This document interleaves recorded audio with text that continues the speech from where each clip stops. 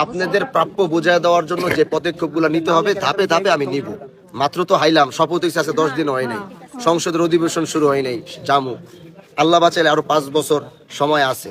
ধাপে ধাপে আপনাদের প্রত্যেকে, আপনাদের যদি এরকমও কেউ থাকে এগুলো আমি ব্যবস্থা করে দিব, কোনো সমস্যা নেই, ঘরবাড়ি ব্যবস্থা করে দিব। ওই চেয়ারম্যান মেম্বার থেকে নিতে হবে না, আমি সরাসরি দিব। চেয়ারম্যান মেম্বার যে লোক থেকে আলাদা টাকা নিয়ে দিবে এগুলা না, যে প্রাপ্য তারা নিজেকে আমি আইন না তারা উড়াই দিয়ে যাবো ওই ঘরের মধ্যে, এটা আমার দায়িত্ব থাকবে। আমি যার ঘর দরকার, যে প্রাপ্য তারা আমি নিজে আমার ওই ঘরে উঠাই দিয়ে যাবো, তার 1 টাকাও কোনো মেম্বার কোথাও তার কিছু দিতে হবে। আমার ওই যে ইলেকশনের সময় তো আমার কোনো টাকা পয়সা ছিল না, আমি রাস্তা দিয়ে ওই যে ইলেকশন করতাম, মানুষ আমার টাকা দিত, কেউ 500, 1000, 2000, 3000, 5000, 10,000 করে দিত। ওইয়া যতদিন পকেটে আসছিল, যারা এসে সহযোগিতার লিগে ওখান থেকে 200, 500, 1000 করে সবাই দিয়ে ওইয়া শেষ। আর আমার চলার মতো কিন্তু এখন ঠিক মতো টাকা নেই, আল্লাহ সাক্ষী আছে। এখন আমি যে যখন যারা আইতেছে, যে যেমন উনি আইলো, ওনার ছেলের একটা অপারেশন সহযোগিতা, আমার নিজের কোনো টাকা নেই যে নিজের টাকা দেয় আমার কাছে নাই, আব্বা আমার থেকে নিয়ে দিছে। হ্যাঁ, এখন আর কত দিব তোমার দিতে দিতে স্বাভাবিক। তো এখন সরকারি ভাবে কিছু ফান্ড টান আসে, এগুলো এখনো আমি পাই না। এগুলো যখন আবার আসবে তখন এই বাড়ির থেকে আল্লাহ যদি বাঁচায়, কারো আমি খালি হাতে ফেরত দিব না। এবার আমার একটু সময় দিতে হবে, একটু গুছাইতে হবে।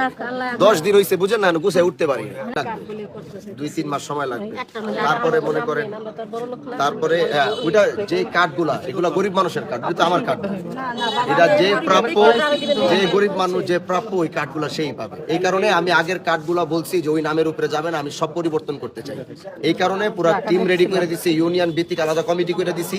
আগের যারা চেয়ারম্যান মেম্বাররা এই কার্ডগুলারে রাখতো, দিয়া এলাকার নিজেরা দিয়া ভোট কামাইতো, আমি এগুলো সব ক্যান্সেল করাই দিছি। এখন যারা প্রাপ্য তাদের নামই লিস্ট করা হইতেছে, আর তারা আসবে, তারা আপনাদের এলাকায় যাবে, আপনাদের সাথে কথা বলবে, যার যার ইউনিয়নে আলাদা আলাদা লোক যাবে, একটা চাইল দিবে হয়তো 10 কেজি, চাইলটা হয়তো যারা প্রাপ্য তারাই। এই জন্য আগের যে সিস্টেমে চলছে ওই সিস্টেমে আগে এখন আর পাবে না। যে প্রাপ্য, যার ছেলে বিদেশ নাই, যার পোলাপাইন নাই, যে অভাবে, যে খাইতে পারে না, এই সমস্ত মানুষ যার ইয়া করে ওরকম, মানে যে প্রাপ্য না সে পাবেই না।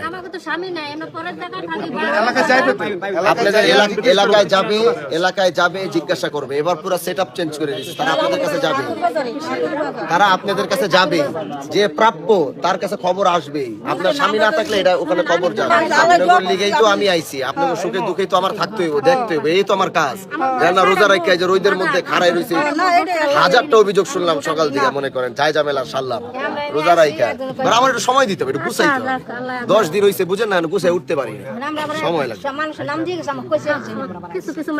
এলাকায় যাবে, এলাকায় আপনাদের খোঁজ খবর নিয়ে যার যে প্রাপ্য, যে আপনাদের মধ্যে যে দেখবেন বেশি গরিব, দরকার নিজের নামটা যদি নিজে 2 বেলা খাইতে পারেন, পাশের বাড়িও 1 বেলা খাইতে পারে না, পারলে ওর নামটা দিয়ে দিবেন। এরকম